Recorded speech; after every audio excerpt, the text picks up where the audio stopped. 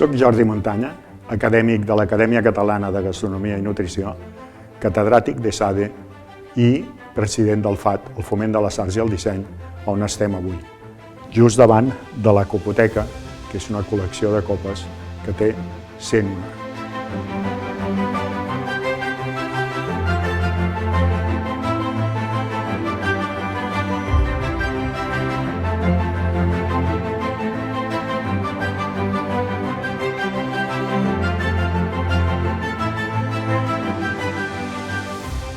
Tot el que ens envolta, però absolutament tot, està dissenyat. Vol dir que algú ho ha pensat abans de fer-ho. La cuina no és una excepció. El cuiner, abans de fer un plat que després tindrà que repetir per tots els comensals, s'ha de pensar com serà. El disseny està present en el contingut, però també en el continent. I la cultura del disseny comença quan s'estructura un espai que primitivament era el lloc on es cuinava, el foc.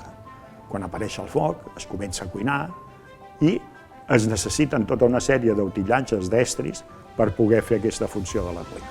Això es complica quan es separa la funció de cuinar de la funció de menjar.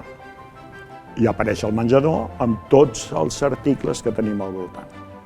Però hi ha una cosa més, que hi ha tota una sèrie de normes, de protocols, que es van complicant durant tota la història, que fan que aquell acte tan primitiu que estava a la base de les necessitats humanes, que era l'acte de menjar, es converteixi en un acte d'una experiència que està a la punta de tot de la piràmide i que apel·la a la nostra autorealització.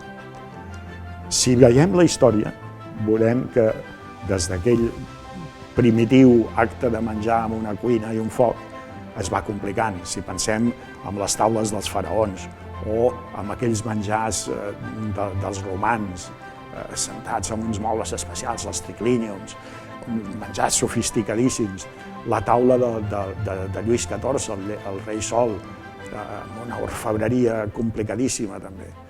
Tot això fa que el disseny hagi estat present a la història i en els nostres dies. El disseny intervé per primera vegada a la cuina.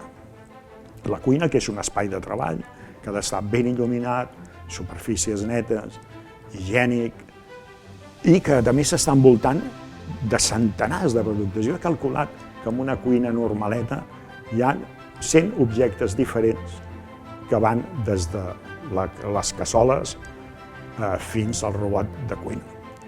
Si passem al món de la restauració, tot això es multiplica, es fa més complexa, s'han de buscar camins, itineraris, etc. Però a més fins i tot hi ha un element de disseny gràfic que són els menús, per exemple.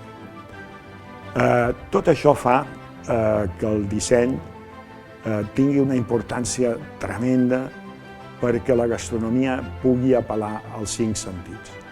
I això s'aconsegueix amb el disseny, amb el bon disseny. Moltes gràcies.